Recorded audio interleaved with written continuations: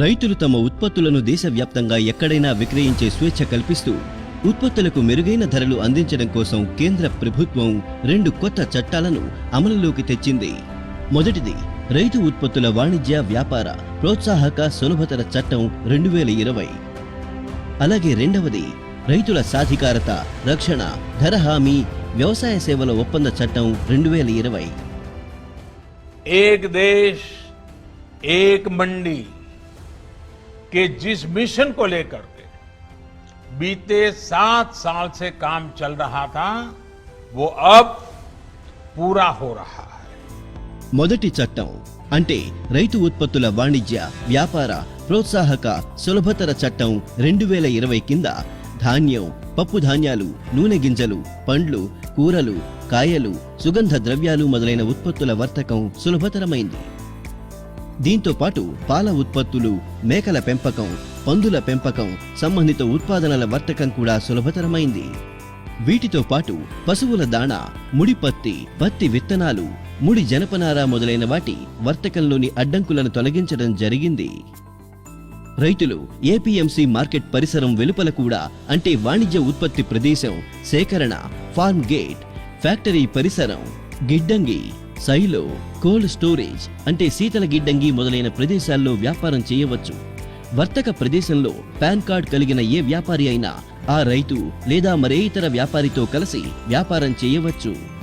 రైతు ఉత్పత్తి సంస్థ ఎఫ్పిఓ లేదా వ్యవసాయ సహకార సమితుల వద్ద వర్తక ప్రదేశంలో వ్యాపారం చేయడం కోసం పాన్ కార్డ్ అవసరం లేదు. ఎలక్ట్రానిక్ వ్యాపారం మరియు చెల్లింపుల కోసం ప్రత్యేక నిబంధనలు ఉన్నాయి. ఇక్కడ ప్రతి లావాదేవీ యొక్క రికార్డు నమోదు చేయబడుతుంది. ఏపీఎంసీ మార్కెట్ వెలుపల ఏ వర్తక ప్రదేశంలో అయినా అందులో ఎలక్ట్రానిక్ ట్రేడింగ్ కూడా చేర్చబడింది. రైతులకు ఎటువంటి ఛార్జీలు లేదా సెస్సులు విధించబడవు. రైతులు ఇప్పుడు తమ మొబైల్లో కూడా వ్యాపారాన్ని నిర్వహించవచ్చు. ఈ చట్టానికి కనీస మద్దతు ధరతో ఎటువంటి సంబంధం లేదు. రైతులకు ఎంఎస్పీ లభిస్తూ ఉన్నది. అలాగే దీని ద్వారా సేకరణ కొనసాగుతుంది. మార్కెట్ వ్యవస్థ మునుపటిలాగానే కొనసాగుతుంది. ఒకవేళ ఏ వ్యాపారి అయినా ఈ చట్టం యొక్క ఏ నిబంధననైనా ఉల్లంఘిస్తే వారికి జరిమానా విధించే నిబంధన కూడా ఉన్నది. చర్చలు మరియు అభిప్రాయ భేదాల పరిష్కారానికి సయోధ్య బోర్డులో నిబంధన ఉన్నది. అందులో రైతులు స్థానిక ఎస్డిఎం వద్ద తమ ఫిర్యాదులను చేయవచ్చు. ఇప్పుడు రైతులు తమ పంటను ఎక్కడైనా ఎవరికైనా అమ్మవచ్చు. ఇప్పుడు రైతు ఎవరి మీదో ఆధారపడడానికి బదులు పెద్ద ఆహార ఉత్పత్తి సంస్థలతో భాగస్వాములుగా కలిసి ఎక్కువ లాభం పొందుతారు.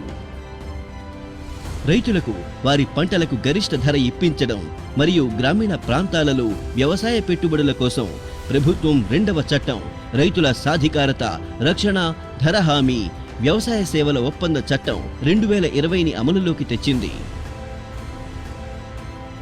ఈ చట్టం కింద రైతు ఎవరైనా వ్యాపారి ఎఫ్పిఓ కొనుగోలు ఏజెన్సీలు అగ్రి బిజినెస్ సంస్థ ప్రాసెసర్ టోకు వ్యాపారి ఎగుమతిదారు ఫుడ్ ప్రాసెసింగ్ ఏజెన్సీ ఆహార పరిశ్రమలతో పంట కోతకు ముందే పరస్పరం ఒప్పందం చేసుకోవచ్చు. ఈ క్రమంలో అయ్యే ఖర్చులన్నీ కూడా కొనుగోలుదారు స్వయంగా భరిస్తారు. రైతులు ఇప్పుడు పంట అమ్మకం గురించి చింతించాల్సిన అవసరం లేదు. రైతులకు నిర్ధారిత ధర పొందే హామీ లభిస్తుంది. దాంతో పాటుగా రైతులను ఏ ఒప్పందంలోనూ కట్టి పడేయలేరు. రైతు ఏ సందర్భంలో అయినా ఎటువంటి పెనాల్టీలు లేకుండా ఒప్పందం నుంచి బయటపడే స్వేచ్ఛను కలిగి ఉంటారు.